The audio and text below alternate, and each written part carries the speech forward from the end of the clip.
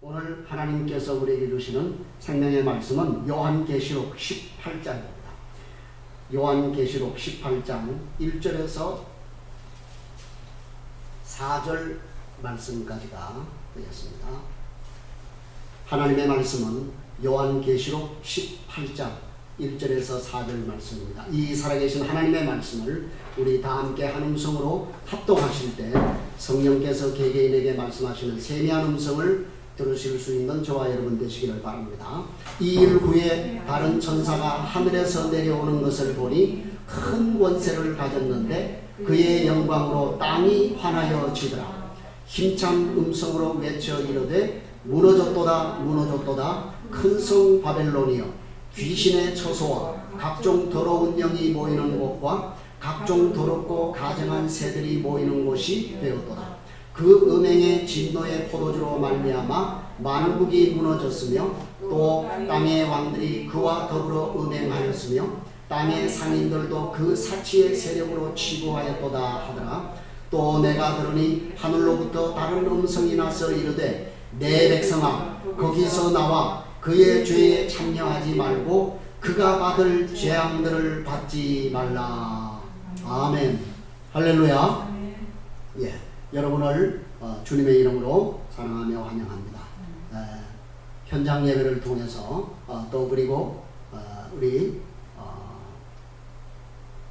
온라인 예배를 통해서 특별히 유튜브를 통해서 이 복음이 전 세계에 송출이 되는데 이 유튜브를 통해서 또 이 예배에 참여하는 모든 분들에게 우리 하나님의 놀라우신 은혜가 여러분의 가정과 꿈꾸며 계획하는 모든 일 위에 충만하시기를 주님의 이름으로 간절히 부탁드립니다. 자, 우리는 지금 계속해서 17장부터 음녀 바벨론의 멸망에 관해서 우리가 계속해서 공부를 해오고 있습니다. 그래서 요한계시록 17장 그리고 18장 그리고 19장 10절까지는 음녀 바벨론의 멸망에 관해서 우리에게 경고를 하고 있는 것입니다. 그래서 특별히 이 17장에서는 요한이 보았던 그 환상에 대해서 천사가 해석해 주는 것을 중점적으로 17장에 기록이 되어 있고요. 실제적인 그 심판에 관한 그러한 내용은 오늘부터 우리가 공부하는 이 계시록 18장이 구체적으로 어떻게 그 음녀 바벨론이 무너지게 될 것인가, 완전히 파괴되고 폐허될 것인가 라고 하는 사실을 아주 잘 우리에게 보여주고 있는 것입니다. 그래서 1절 말씀에 보니까 여기 이 일 후에 라고 하는 단어가 나오죠. 여기 이 일 후에라고 하는 말은 어떤 데 사용이 되느냐 하면은 요한계시록에서 문단이 새로 바뀔 때, 그렇죠? 문단이 새로 바뀔 때나 그리고 또 어떤 장면이 이 장면에서 다른 장면으로 전환이 될 때, 바뀌게 될 때 이 메타타우타라고 하는 이 일 후에라고 하는 단어가 쓰여진 것을 보게 됩니다. 자, 이 후에 요한이 무엇을 보았습니까? 다른 천사가, 그죠? 또 다른 한 천사가 어디에서 내려왔다고 얘기를 합니까? 하늘에서 내려와서 힘찬 음성으로 무언가를 외치죠. 그렇죠? 자, 그래서 여기 천사를 묘사하고 있는 장면을 우리가 조금 더 유의해서 볼 필요가 있죠. 그죠? 그냥 천사가 와서 이렇게 얘기하지 않고 천사가 어디에서 와서 어떤 모습으로 이렇게 지금 묘사를 하고 있죠. 자, 어떻게 하고 있습니까? 천사가 하늘에서 어디에서 내려왔습니까? 하늘에서 내려왔다는 것이죠. 땅에서 이렇게 올라간 게 아니고 하늘에서 내려왔다고 하는 것은 누구로부터 보냄을 받았다는 거죠? 그렇죠. 하나님으로부터, 보호자로부터 보냄을 받았다고 하는 사실을 우리에게 보여주죠. 자, 보호자로부터, 하늘로부터 내려오니 당연히 그 사람에게 무엇가 주어졌을까요? 권세가 주어지는 것이죠. 그래서 큰 권세를, 그죠? 큰 권세를 가졌다라고 얘기하는 것이죠. 위로부터 오는 것이기 때문에, 그죠? 자, 그래서 그 권세로 인해서, 그 영광으로 인해서 땅이 환하여졌다, 땅이 밝아졌다, 이렇게 얘기를 합니다. 그죠? 자, 이것은 굉장히 중요한 사실을 우리에게 보여주시는 것이죠. 자, 여러분, 우리도 역시, 우리도 누구로부터 부르심을 받고 누구로부터 보내심을 받은 사람이라고요? 우린 누구로부터 부르심을 받았어요? 하나님으로부터, 예수 그리스도로부터 부르심을 받은 사람. 그죠? 부르심을 받고 우리가 부르심을 받은 사람으로 끝나는 것이 아니에요. 우리의 신분이 그것으로 끝나는 것이 아니라 우리는 이제 어떠한 사람이라고요? 다시 이 세상에 파송을 받은 그리스도의 대사, 그리스도의 사신이라고 하는 사실을 여러분은 절대로 잊어서는 안 되는 거예요. 그래서 여러분이 서 있는 현장, 여러분에게 하나님께서 보냄을 받은 직장, 사회, 또 그 어떤 삶의 현장, 그 모든 것, 가정, 모든 것이 바로 무엇이라고요? 하나님이 나를 보내신 선교의 현장이라고 하는 사실을 여러분 절대 잊어서는 안 돼요. 그러면 그때 하나님이 우리를 그냥 보내시느냐? 절대 그렇지 않다고 했습니다. 예수님이 12사도를 파송하실 때도, 그리고 70명의 제자들을 파송하실 때도 예수님은 그냥 보내시지 않았습니까? 뭘 주시면서? 권세를 주시면서. 어떤 권세를요? 병을 치료하는 권세와 귀신을 쫓아내는 영권과 그러한 모든 권세를 하나님께서 그 대사들에게, 사신들에게 주셔서 보내신다는 거예요. 그래서 오늘 이 본문에서도 그러한 모습으로 천사가 하늘에서 내려오는 것을 보게 됩니다. 그러니까 마땅히 땅이 어떻게 된다고요? 환하게 된다. 밝게 된다. 여러분이 발길이 닿는 곳곳마다 어둠의 영이 물러가고 빛의 아름다운 나라가 만들어지기를 주님의 이름으로 축복합니다. 예, 여러분이 가는 곳마다 어둠이 변하여서 빛이 되고 슬픔이 변하여서 기쁨이 되고 할렐루야. 이런 역사가 오늘 우리의 삶 가운데 있게 하기 위해서 하나님께서 우리를 세상에 파송하신다는 것이죠. 자, 그런데 2절 말씀해 보니까 이 천사가 뭐라고? 힘찬 음성으로, 그죠? 여러분, 우리가 복음을 전할 때도 이러한 담대함을 가지고 외치셔야 됩니다. 주저하지 마세요. 여러분, 머뭇거리지 마세요. 힘찬 음성으로, 그렇죠? 힘찬 음성으로 뭐라고 외칩니다. 천사가 다 같이 2절입니다. 시작. 무너졌도다, 무너졌도다. 큰 성 바벨론이여, 귀신의 처소와 각종 더러운 영이 모이는 곳과 각종 더러운 가증한 새들이 모이는 곳이 되었도다. 자, 여기 가장 우리가 중점적으로 보아야 할 단어가 무엇입니까? 무너졌다는 것이요. 무너졌도다. 무너졌도다. 자, 한 번만 해도 되잖아요. 그죠? 그런데 왜 두 번 굳이 반복을 했을까요? 성경에서 반복한다는 것은 무슨 의미가 있죠? 확증한다는 얘기죠. 확실하다는 얘기죠. 그죠? 강조한다는 얘기죠. 그래서 예수님께서도 우리에게 정말 참된 진리를 우리에게 말씀하실 때는 두 번씩 꼭 말씀하시는, 내가 진실로 진실로 너희에게 이르노니 내 말을 듣고 또 나 보내신 이를 믿는 자는 영생을 얻었고 심판에 이르지 아니하나니 사망에서 생명으로 옮겼나니. 그렇죠. 너무 중요한 구원의 확신을 우리에게 강조하실 때는 주님은 두 번 이렇게 말씀을 하셨던 사실을 우리에게 보여주는 것이죠. 자, 그러니까 무너졌다라고 하는 이 바벨론을 두 번 반복했다라고 하는 것은, 이것은 정말 주님께서 계획하신 그 계획은 반드시 이루어진다는 사실을 우리에게 다시 한번 강조해 주는 것이죠. 그렇습니다. 여러분이 세상 권세는 영원하지 않습니다. 그렇지 않습니까? 이 세상의 권세는 전부 반드시 끝날 날이 온다는 것입니다. 여러분이 우리가 이 세상의 모든 역사들을 보세요. 영원할 것 같았던 그 대제국들 다 무너지지 않았습니까? 우리가 다니엘서를 통해서 역사에 교훈했던, 등장했던 그러한 수많은 제국들이 있었지 않습니까? 신상을 보세요. 금머리를 상징했던 그 바빌론 대제국, 그렇죠. 영원히 무너지지 않을 것 같았던 그 대금머리 바벨론 제국도 무너졌습니다. 얼마나 흠하게 무너졌는지 몰라요. 예, 영원할 것 같아서.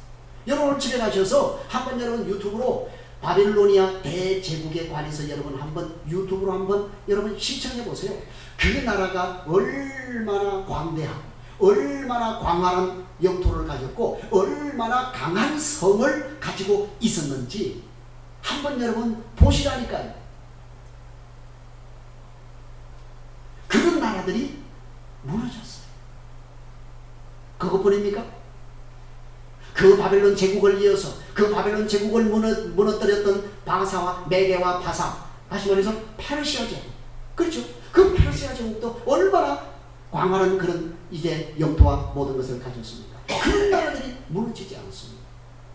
그리고 노선을 상징했던 헬라 제국, 알렉산드리아를 중심으로 해서 어마어마한 그러한 유럽 거의 전부를 평정했던 그 헬라 제국도 보세요. 영원할 것 같아요. 무너지잖아요. 그 뒤를 이어서 철과 진흙을 상징하는 로마 대제국이라고 그러잖아요. 그렇죠? 여러분, 모든 나라는 누구를 통해서? 로마를 통해서. 그 로마 박스. 모든 평화는 누구를 통해서? 로마를 통해서. 모든 문화, 모든 것이. 그래서 영원히 무너지지 않을 것 같던 대제국 로마 제국도 허망하게 무너진 것 같습니다. 여러분, 이 세상의 권세는 결코 영원하지 않다는 사실을 우리에게 보여주지 않습니까? 여러분, 우리가 근세에 와서도 이 두 개의 그 이데올로기를 이제 가지고 다투었던 미국과 소련. 여러분, 소련이 붕괴될 줄 여러분 아셨습니까? 누가 생각이나 했겠습니까? 그렇지 않습니까? 근데 그 소련이 무너지는 과정을 보세요. 얼마나 허망하게 무너집니까, 여러분? 영원한 나라가 없습니다. 영원한 제국이 없습니다. 하나님을 대적하고 하나님을 핍박하고 하나님의 교회를 박해하는 그 어떤 이 세상의 음녀의 바벨론의 세력들은 반드시 끝이 날 날이 있다는 사실을 우리에게 보여주신 것입니다. 주님은 이미 우리에게 이 세상의 권세는 언젠가는 무너진다라고 하는 사실을 이미 그분은 십자가상에서 우리에게 말씀하셨어요. 그래서 그분이 다 이루었다. 테텔레스타이. 다 이루어졌다. 라고 선언하고 돌아가시지 않았습니다. 그렇습니다. 여러분, 사단의 나라, 사단의 왕국은 이미 예수 그리스도의 십자가 위에서 다 패배했다는 사실입니다. 이미 머리가 깨어졌다는 사실을 여러분 잘 기억하셔야 됩니다. 그래서 여러분, 오늘 우리가 이 사실을 여러분이 알지 못하면 여러분이 세상의 종노릇을 하게 되는 거예요. 세상을 두려워하며 사는 거예요. 그 세상에 목말라 하는 거예요. 그 세상에 여러분이 뭔가 좀 얻어먹을 것이 있나 하고 세상을 기웃거리며 살아간다 그 말이에요. 그러나 여러분, 이 진리를 우리가 믿음으로 받아들이게 될 때 여러분은 비로소 그 세상에서 해방되는 거예요. 그 세상에서 여러분을 그 진리를 여러분이 믿음으로 받아들이게 될 때 그 진리가 여러분을 이 세상의 모든 권세로부터 자유케 합니다. 여러분, 이것은 굉장히 오늘 중요한 것입니다. 그런데 여러분, 오늘 이 2절의 본문은 요한이 구약성경 이사야 21장 9절 말씀을 인용한 거예요. 한번 찾아볼까요? 이사야 21장 9절입니다. 함락되었도다 바벨론이여, 그들이 조각한 신상들이 다 부서져 땅에 떨어졌도다. 똑같죠? 같은 표현이잖아요. 함락되었다, 무너졌다. 그죠? 자, 한 군데만 더 우리가 찾아보겠습니다. 이사야 13장 19절로부터 22절입니다. 열국의 영광이요, 갈대아 사람의 자랑하는 놀이개가 된 바벨론이 하나님께 멸망당한 소돔과 고모라 같이 되리니 그곳에 거주할 자가 없겠고 거처할 사람이 대대에 없을 것이며 아라비아 사람도 거기에 장막을 치지 아니하며 목자들도 그곳에 그들의 양떼를 쉬게 하지 아니할 것이요, 오직 들짐승이 거기에 엎드리고 부르짖는 짐승이 그들의 가옥에 가득하며 타조가 거기에 깃들이며 들량이 거기에서 뛸 것이요, 그의 궁성에는 승냥이가 부르짖을 것이요, 화려하던 궁전에는 들깨가 올 것이라. 그의 때가 가까우며 그의 날이 오래지 아니하리라. 자, 여러분, 뭐라고요? 이사야가 지금 누구의 멸망에 대해서, 누구의 패후에 대해서 지금 자세하게 묘사를 하고 있습니까? 그렇죠. 이 바벨론, 당대의 열국의 영광이요 자랑이던 그 바벨론이 멸망을 당했는데 무엇과 같이 멸망당했다? 소돔과 고모라가 멸망당한 것 같이, 그렇죠? 그렇게 태어나야 된다는 거예요. 예. 그리고 그게 누가 가한다? 들짐승들의 거처가 될 것이다. 철저한 하나님을 대적하고 하나님을 반대했던 세력들의 철저한 파멸, 파괴, 부서짐, 그걸 우리에게 이 말씀을 통해서 보여주고 있는 것이죠. 자, 그래서 여러분 오늘 본문에서도 천사가 그 큰 성 바벨론이 무너져서 어떤 상태가 되었다고 우리에게 말씀하고 있습니까? 자, 그것이 어떤 상태가 되었다고요? 무슨 처소가 되고? 귀신의 처소가 되고, 또요? 더러운 영이 모이는 곳이 되고, 또 더럽고 가증한 새들이 모이는 곳이 되었다. 여러분, 이게 지금 뭘 얘기하는 겁니까? 어디하고 정반대의 모습입니까? 천국의 모습과 정반대의 개념을 지금 우리에게 보여주고 있지 않습니까? 그래서 여러분, 우리가 천국 가면 뭐가 벌써 생각이 납니까? 기쁨, 즐거움, 환희, 빛, 생명, 그렇죠? 충만, 이런 것이 천국의 상징이고 그런 것이지 않습니까? 그렇죠? 그런데는 보세요.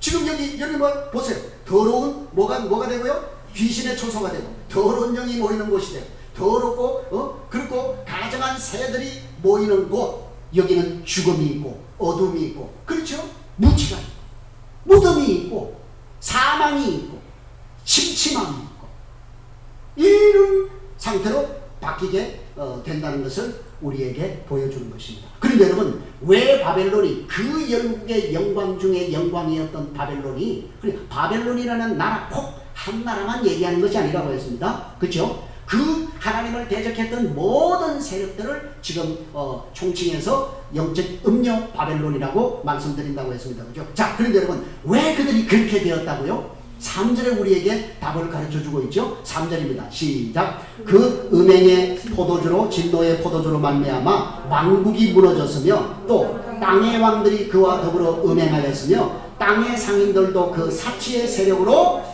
치부하였기 때문이다. 이렇게 얘기합니다. 자, 제가 다른 번역을 한번 읽어드리겠습니다. 모든 백성이 그 여자의 음행으로 말미암은 분노의 포도주를 마셨고, 세상의 왕들이 그 여자와 놀아났으며, 세상의 상인들이 그 여자의 사치바람에 부자가 되었기 때문이다. 이렇게 얘기합니다. 사랑하는 여러분, 지금 세상을 보세요. 지금 이 세상이 돌아가는 것을 보세요. 어떻게 그들이 지금 조직적으로, 구체적으로 하나님을 대적하고 있는지 여러분은 잘 보셔야 됩니다. 그래서 우리의 영안이 열려야 됩니다. 정치, 경제, 종교, 사회, 과학, 문화, 모든 세력들이 나라와 인종과 국경을 초월해서 일심으로 누구를 대적하고 있다고요? 하나님을 대적하고, 자신들의 바벨탑을 쌓고 있는 모습들을 우리에게 보여주고 있는 것입니다. 사랑하는 여러분, 지금 현대 문명의 정말 꽃이라고 할 수 있는 과학의 발전이 너무너무 빨라서 우리가 정말 따라갈 수 없을 지경입니다. 여러분, 그 세상의 과학이 어떻게 지금 하나님을 향해서 지금 여러분 자신들의 바벨탑을 쌓고 있습니까? 과학의 수준이 지금 어디까지 왔습니까? 어디까지 왔어요? 뭘 지금 만들려고 해요? 생명을 그것도 어떻게 해요? 대량으로 아기 공장을 지금 만들어서 생산을 해요. 딱 지금 한 단계만 남아있다고. 윤리 문제 때문에 그것만 여러분 통과가 되면 이제 앞으로 아기가 대량 생산이 될 거예요. 어떻게 해요? 그것도 어떻게? 맞춤형. 그러나 여러분, 더 이상 우리가 무슨 이상한 그러한 희귀병을 가지고 태어나는 아이들이 없어지는 날이 올지도 몰라요. 내가 원하는 강하고 멋있고 우량한 IQ가 뛰어난 그런 사람을 내가 원하는 그러한 아기 공장을 통해서 생산해 주십시오. 여러분, 이렇게 지금 인간들은 과학을 통해서 하나님을 향해서 자신들의 바벨탑을 쌓고 있는 것입니다. 여러분 창세기 11장에서 인간들이 바벨탑을 쌓을 때 무슨 마음으로 그 바벨탑을 쌓았을까요? 그 바벨탑을 쌓으면서 무슨 생각을 했을까요? 무슨 생각을 하면서 그 높은 바벨탑을 쌓았을까요? 다시 한번 이 땅에 뭘 내려봐라? 홍수 한번 내려봐라. 자, 우리의 성을 어디까지 쌓아서? 하늘까지 쌓아서. 야, 지금 오늘 인간이 이렇게 교만해졌어. 그것뿐인 줄 아세요? 앞으로 이제 여러분 뭐 희귀병 뭐 이런 것 가지고 또 여러분 고생할 필요 없어요. 이제 조금 있으면요, 뭐 지금 거의 다 뭐 모든 장기들도 다 이제 이렇게 인조로 만든다고 하는데요. 지금도요, 주요 장기를 빼놓고요, 거의 많은 이러한 인체의 모든 것들을 어떻게 만든다는 거예요? 다 인조로 다 만들어낸다는 거예요. 네? 그래서 앞으로 여러분 이게 내가 힘이 팔에 힘, 그런 걱정 안 해도 돼요. 무쇠 같은, 마징가 제트 같은 튼튼한, 영원히 쇠하지 않는 그런 튼튼한 팔, 무쇠다리. 여러분, 과연 그게 사람입니까? 기계입니까? 사람입니까? 로봇입니까? 사랑하는 여러분, 지금 세상이 이렇게 급변하고 있습니다. 급하게 돌아가고 있습니다.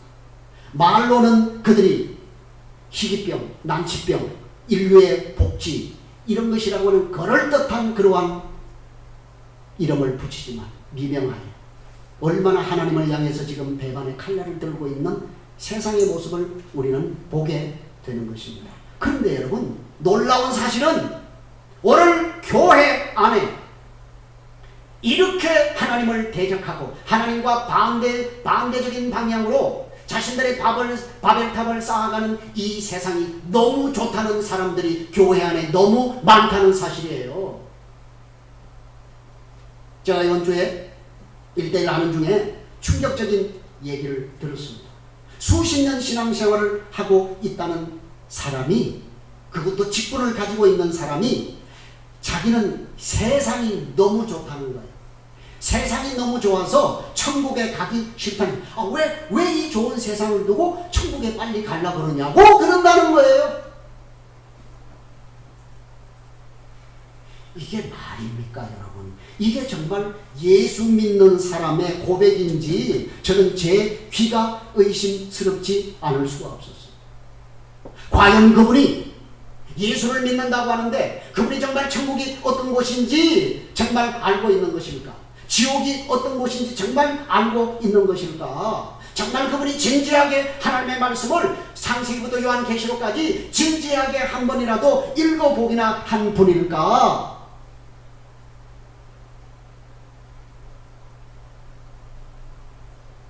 여러분도 그래요? 여러분도 천국 가기 싫어요? 여러분도 이 세상에 남기를 원하세요? 사모님도 입버릇처럼 하는 얘기예요. 빨리 주님 앞에 갔으면 좋겠다.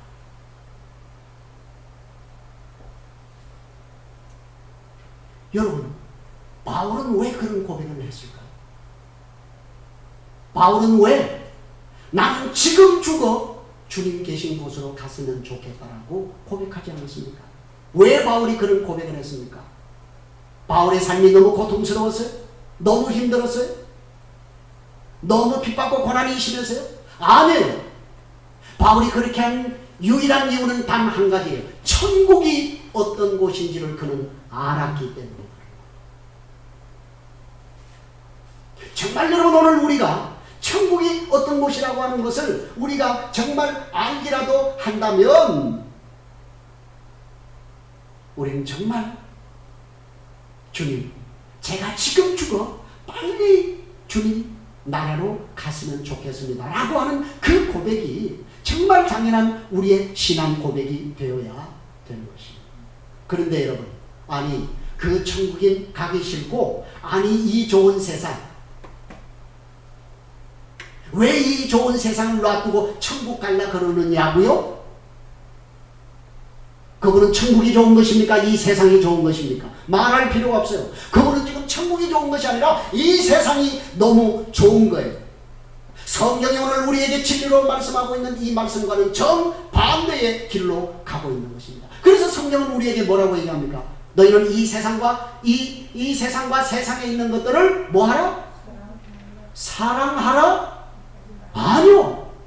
사랑하지 말라고 사도 요한은 우리에게 말씀하고 있습니다. 한번 찾아볼까요? 자, 여러분 요한일서 2장 15절 16절 다 같이 읽겠습니다. 이 세상이나 세상에 있는 것들을 사랑하지 말라. 누구든지 세상을 사랑하면 아버지의 사랑이 그 안에 있지 아니하니 이는 세상에 있는 모든 것이 육신의 정욕과 안목의 정욕과 이생의 자랑이니 다 아버지께로부터 온 것이 아니요 세상으로부터 온 것이라. 자, 여러분 왜 요한이 우리에게 이 세상이나 이 세상에 있는 것들을 사랑하지 말라고 얘기했다고요? 만약에 우리가 세상을 사랑하면 그 하나님 아버지의 사랑이 우리 안에 있다 없다? 없다는 거예요. 나는 천국보다도 하나님 나라보다도 나는 이 세상이 더 좋은 그 사람 심령 가운데 뭐가 없다는 거예요? 하나님의 사랑이 없다는 거예요. 여러분은 교회에 나와 앉아있으면 다 천국 가는 줄로 생각하는데 여러분 착각도 그런 착각을 해서는 안 돼요. 누가 교회에 와서 앉아있다고 해서 주님이 천국을 그냥 보내주신다고 약속하셨습니까? 성경에 그런 약속은 없습니다.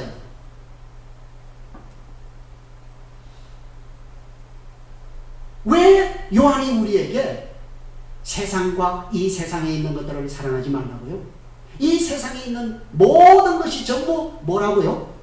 첫째, 육신의 정욕, 안목의 정욕, 이생의 자랑. 이게 뭐예요? 육신의 정욕이라는 게 뭐예요?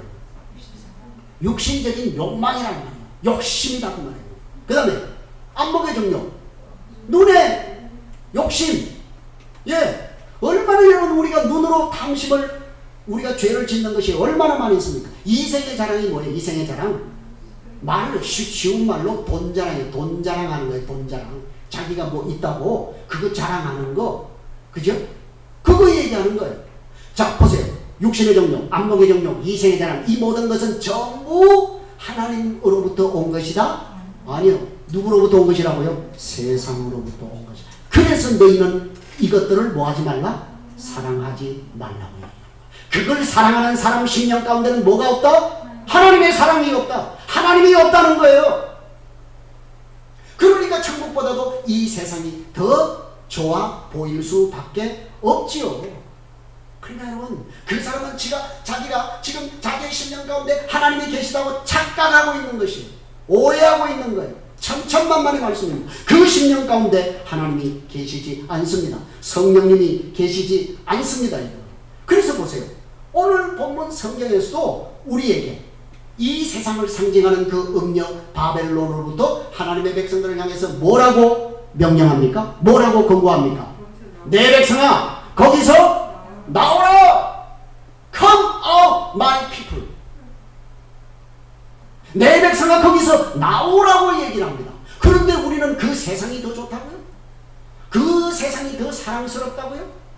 4절 다 같이 우리 한번 읽어보십시다. 시작. 또 내가 그러니 하늘로부터 다른 음성이 나서 이르되 내 백성아 거기서 나와 그의 죄에 참여하지 말고 그의 받을 재앙들을 받지 말라. 아멘. 사랑하는 여러분, 오늘 하나님은 우리 성도들에게 이 세상을 상징하는 음녀 바벨론의 죄에 참여하지 말고 거기서 빠져나와 하나님의 진노의 포도주를 마셔서는 안 된다라고 우리에게 경고하고 있는 거예요. 그런데 여러분, 그 무너질, 그 파괴될, 그 폐허가 될 그 세상이 하나님 나라보다도 천국보다도 더 좋다고요? 그리고도 그리스도인가요? 아니 그것을 취하지 못해서 그렇게 안달이라고요? 그래서 누구는 뭐 어디 땅 사고, 누구는 어디 아파트 사고, 누구는 뭐 어디 주식 투자했다가 뭐 떼돈을 벌었다고 하는. 아니 여러분, 그것도 오해하지 마세요. 여러분 보고 무슨 뭐 땅 사지 말라는 얘기 아니고 아파트 사지 말라는 얘기 아니고 주식 투자하지 말라는 얘기 아니에요. 하세요. 능력이 되면 하세요. 예. 제 얘기는 뭡니까? 거기에 뭐 하지 말라는 거예요? 못 끼지 말라는 거예요. 매이지 말라는 거예요. 그것이 목적이 되면 안 된다고 말해요. 제가 어떤 목사님 설교를 들으니까 어떤 목사님이 교회에서 이제 헌신 예배를 여전도 연합 헌신 예배를 들었는데 그 여전도의 큰 교회 여전도 이제 연합 회장이 아주 유명한 강남의 복부인이었다는 거예요. 그래서 성경 말씀을 이제 요한복음 3장 16절을 이제 읽는데 자, 다 같이 우리 요한복음 3도 16호를 읽겠습니다. 이렇게 했다는 거예요. 여러분, 그 속에 뭐만 있었다는 거예요? 눈만 뜨면 매통. 이것만 하다 보니까 성경 구절도 동호수로 보여요. 그 신령 가운데 하나님이 계실까요? 하나님이 계실 자리가 있을까요? 하나님의 백성들을 향해서 거기에서 나오라고 우리에게 말씀하고 있는 거예요. 여러분, 그 영혼은 지금 자기 자신이 음녀 바벨론에 취해서 진노의 포도주에 취해서 멸망으로 향하고 있는 줄 모르는 불쌍한 영혼이 아닐 수가 없다고 말해요. 그래 여러분, 우리가 정말 경성해야 합니다. 누가 교회만 왔다 갔다 한다고 해서 여러분 천국이 보증이 된다고 그렇게 성경에 기록했나요? 헌금만 온라인으로 몇 번 쏘아두면 그것이 여러분 어떻게 천국에 자동 입성되는 무슨 보증수표가 된답니까? 은혜 받았다고 눈물 콧물 찔찔 좀 흘렸다고 해서 그것이 여러분이 천국에 무슨 보증수표가 되는 것입니까? 아닙니다. 우린 정말 하나님 앞에 이왕 우리가 예수를 믿으면 제대로 믿읍시다. 바르게 믿읍시다. 주님이 진실로 오늘 우리에게 원하시는 그런 합당한 믿음을 가지고 주님 앞에 신앙생활을 해야 되지 않겠습니까? 여러분, 지금은 어떤 시대입니까? 지금은 어떤 시대예요? 은혜 시대예요. 맞습니다.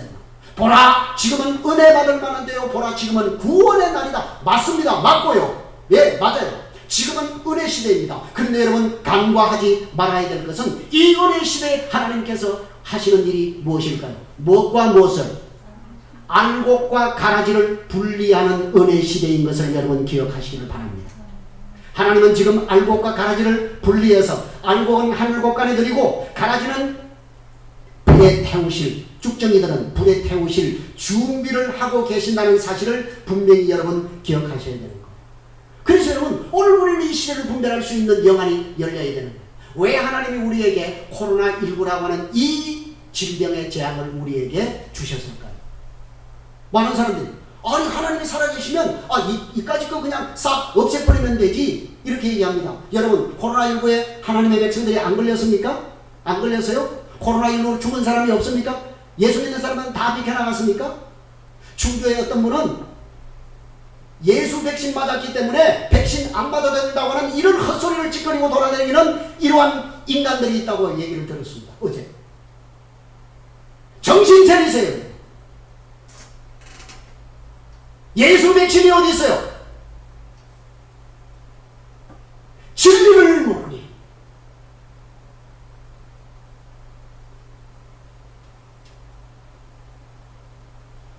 여러분, 코로나19는 왜 하나님이 코로나19를 우리에게 주셨을까요? 주셨다고 얘기하니까 조금 어폐가 있는 것 같죠? 하나님이 우리에게 주신 게 아니라 원래는 누가 지금 만든 거예요? 인간이 우리의 죄로 인하여서 죄의 결과로 인간이 만든 거예요. 그건 하나님이 뭐 하신 것 뿐이에요? 허용하신 것 뿐이에요. 뭘 위해서? 우리의 거룩을 위해서. 하나님의 백성들의 거룩을 위해서 하나님이 그것을 허용하신 것 뿐이에요, 여러분. 그러니까 하나님이 우리에게 주신 게 아니라 인간 스스로가 자기의 죄로 인해서 그러한 것을 만들었지만 하나님께서 그것을 선용하셔서 알곡과 가라지를 하나님이 분리하신다 그 말이에요. 저 정신 차리셔야 돼요. 그래서 여러분, 이 재앙을 통해서 하나님은 뭘 분리한다고요? 진짜와 가짜를 분리하는 거예요. 여러분, 우리의 신앙이 언제 그 시금석이 판가름이 난다고요? 고난이 올 때, 시련이 올 때, 역경이 올 때, 그때 그 사람이 진짜인지 가짜인지 하나님이 분별해내는 거예요. 그래서 우리 인생에 때로는 그런 시련들이 우리에게 닥치는 거예요. 그래서 물질에 묶인 자에게는 반드시 하나님의 그 물질을 뭐 한다고요? 회수해 가시는 거예요. 그래도 네가 나를 더 건강에 그냥 바들바들 떨고 있는 사람 하나님 뭘 친다고요? 건강을 치시는 거예요. 그래서 뭐예요? 건강을 잃었을 때도 네가 나를 더 그걸 하나님이 테스트 하시는 거예요. 자식 앞에 그냥 발발 떠는 사람 하나님이 뭘 친다고요? 자식을 치는 거예요. 그래서 네가 네 자식보다도 나를 더 그거예요. 우리가 그것을 절대 잊어서는 안 되는 거예요. 왜 여러분? 아까 왜 어떤 분이 천국보다 이 세상이 더 좋다고 했을까요? 아무 부족한 게 없거든요. 아무 불편한 게 없거든요. 물질도 건강도 자녀도 가정생활도 회사생활도 뭐 사회생활도 모두가 오케이 땡큐 전부 땡큐. 그리고는 이것이 뭐라고 생각한다고요? 복이라고 생각합니다. 그것도 일종의 복이 맞습니다. 복이 아닌 건 아닙니다. 복입니다. 그런데 그 복은 무슨 복이다? 반쪽짜리 복이다. 반쪽짜리 복이에요. 완전한 복이 아니에요.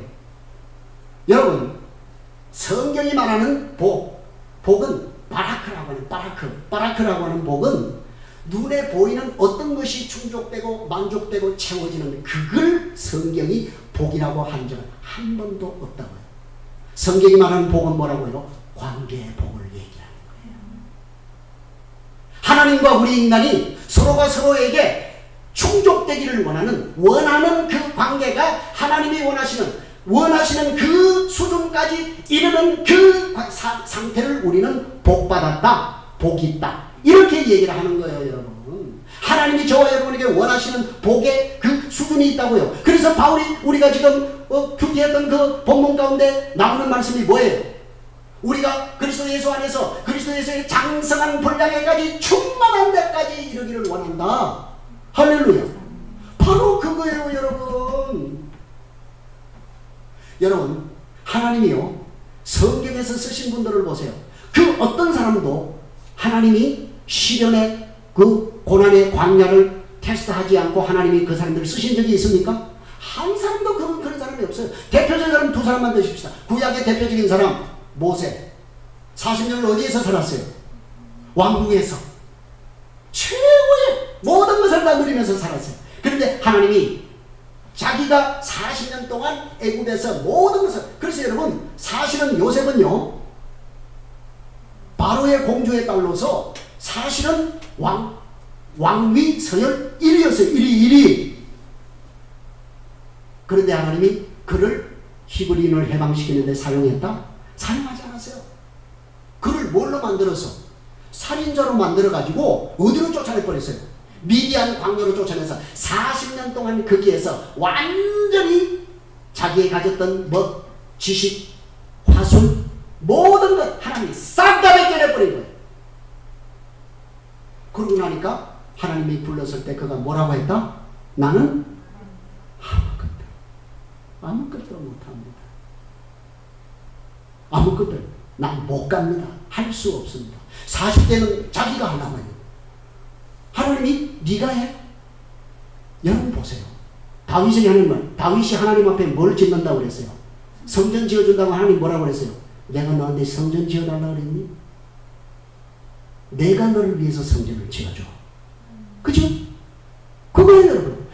인간의 모든 것을 싹 다 빼고 난 다음에 그리고 하나님이 80세 아무것도 할 수 없는 노를 이끌고 오직 하나님의 능력을 상징하는 지팡이 하나만 가지고 주장시켜요. 신약의 사도 바울은 어떻습니까? 얼마나 하나님을 사랑했냐. 아니 자기 나라도 부족해가지고 어디까지 가서 다메섹, 다마스커스, 시리아, 지금으로 보는 시리아 얼마나 하나님에 대해서 열정이 있었던지 막 거기까지 가서 막 하나님을 반대하는 사람들을 막 때리잡아 죽이려고 가다가 하나님이 어디서 꼬꾸라 때립니까? 터면석 도상에서 확 거꾸로 때려가지고 눈을 멀려요. 그죠? 그리고 여러분 후에 바울이 어디 간 줄 아세요? 자기 고향 다소로 가서 10년간 집도 생활을 했어요. 10년간 뭘 한 줄 아세요? 거의 어벙머리가 돼서 어버버가 돼서 아무것도 못하는 사람이 됐어요. 10년 동안. 그런데 누가 와서 바나바가 와서 그를 데리고 가면서 사도 바울의 사역이 꽃이 피게 되는 거예요. 그 어떤 누구, 그러니까 하나님은요 우리를 쓰시기 위해서 우리가 가지고 있는 모든 우리의 인간적인 혈기, 능력, 야망, 지식 이런 거 싹 뺀다고 말해요. 그게 복이라니까. 소리 안 지르고 하려고 했는데 계속 소리를 지르서 죄송합니다. 소리 좀 줄이겠습니다. 사랑하는 여러분, 질문하겠습니다. 하나님이 도대체 우리에게 뭘 원하실까요? 하나님이 여러분이 도대체 뭘 원하신다고 생각하세요? 아니 다른 말로 도대체 하나님의 일을 하는데 하나님의 일이 무엇일까요? 성경이 하나님의 일을 무엇으로 정의를 해놓고 있는 것일까요? 도대체 하나님의 일이라고 하면 현대 교인들이 뭐라고 생각합니까? 우리가 뭐 엄청난 하나님을 위해서 뭔가 그냥 막 헌금을 엄청나게 드리고 막 수백 명을 전도하고 그리고 막 자비로 내가 교회를 짓고 교회에서 막 봉사대장이 돼가지고 내가 없으면 우리 교회가 막 안 돌아가 막 이 정도가 돼야 이 사람이 하나님의 일을 조금 하는 사람이다. 그래요? 그게 하나님의 일일까요? 그걸 하나님이 기뻐하실까요? 아니에요, 여러분. 하나님은요 우리에게 일을 원하시는 분이 아니에요. 그렇다고 아무도 일 안 하면 안 돼요. 오해하시면 안 돼요. 하나님 일을 안 원한다? 그게 아니라 하나님은 일을 원하시는 것이 아니라 하나님과의 뭘 원하신다고요? 관계, 교제. 내가 외롭다. 나하고 좀 제발 교제하자. 그래서 여러분 보세요. 요한복음 6장 28절 29절에서 하나님의 일이 뭔지를 예수님이 직접 우리에게 말씀하세요. 그죠? 자, 보시겠습니다. 다 같이 시작.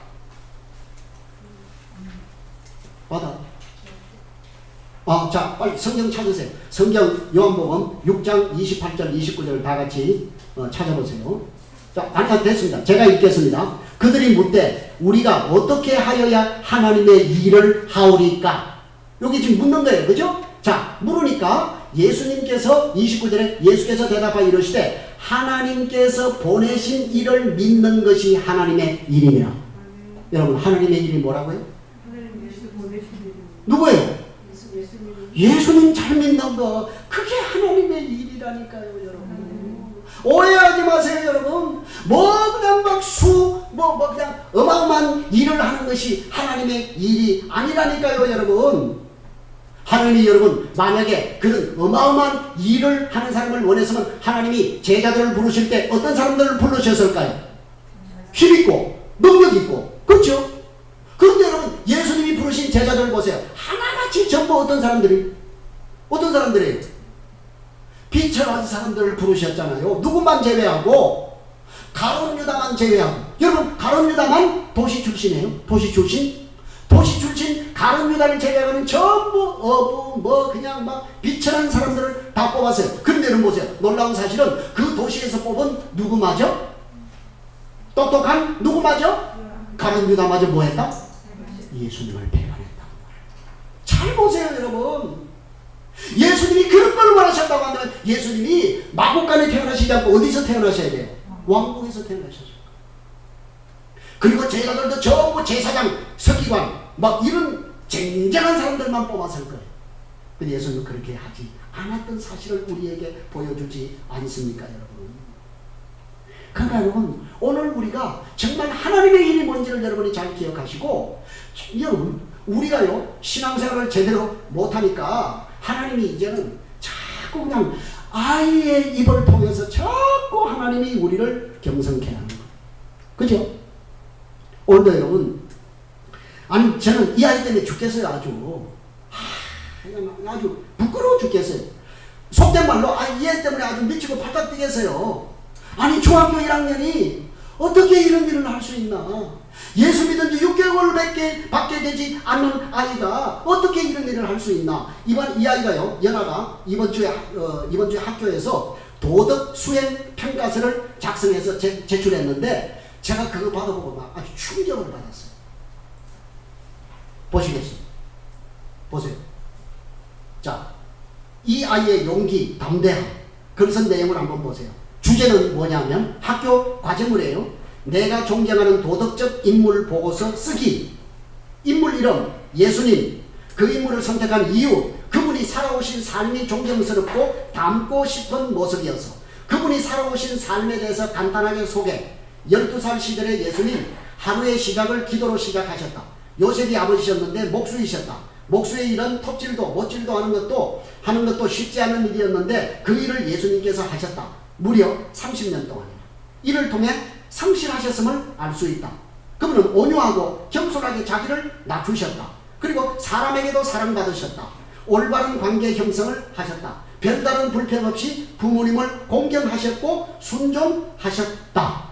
그래서 하나님 관계, 사람과 사람 사이의 관계, 육신의 건강, 이게 어디에 나오는 거예요? 요한 3서에 나오는 거 아니에요?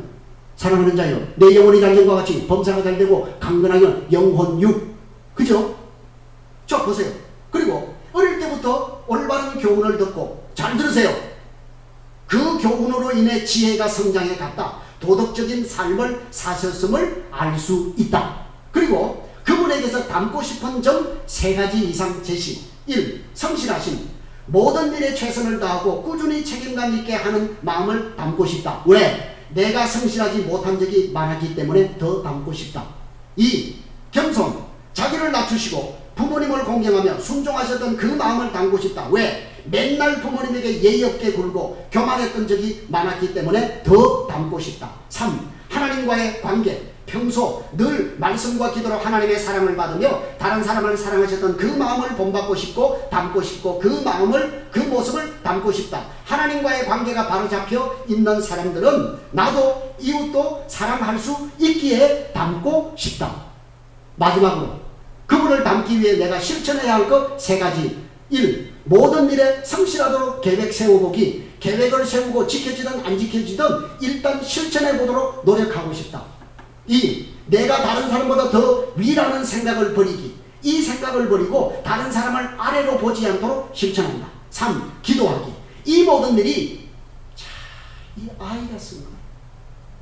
내 힘으로 되지 않는다는 걸 적어도 나는 그렇게 생각하기에 이기적이고 자기밖에 모르는 내가 더 온유하고 부드러운 성격이 되기를 기도하며 실천한다.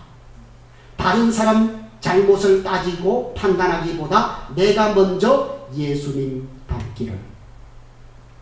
이게 지금 여러분 14살짜리 중학교 1학년 예수 믿은 지 6개월밖에 되지 않는 연하라는 아이의 글이에요. 이 어디 썼냐니까 지난주에 목사님이 이 본문을 가지고 설교했다는 거예요. 그 설교를 그대로 보고 이 아이를 보면요 얼마나 내가 사랑하는 여러분 제 설교를 들으시고 어떻게 적용하세요? 어떻게 평가하세요? 어떻게 여러분의 삶에 적용하세요? 우리 이 아이의 2%만 따라 정말 2%만 따라하십시오. 오늘 이 아이의 모습을 보면 이 14살 아이가 자신의 변화를 위해서 이렇게 몸부림치는 이 모습을 보면서 우리의 부끄러운 모습을 하나님 앞에 회개하며 그래도 여러분 이런 아이들이 있는데 그래도 이 음녀가 지배하는 이 세상이 좋다고요? 이 세상을 사랑하고 싶다고요? 이 세상을 담고 싶다고요? 저는 만만히 말씀입니다. 무너질 그 음녀 바벨론의 그 파괴 앞에 여러분 눈물 흘리지 마시고 정말 내 백성아 거기서 나와 그의 죄에 참여하지 말라고 우리에게 경고하시는 주님의 말씀을 들으시고 정말 그리스도 예수의 좋은 신부로 부르심을 잊게 하신 그 주님의 부르심을 따라 오늘도 순례자의 길을 묵묵히 걸어가며 신부로 잘 담장되는 저와 여러분 되시기를 주님의 이름으로 간절히 부탁드립니다. 기도하시겠습니다. 걸어가신 아버지 하나님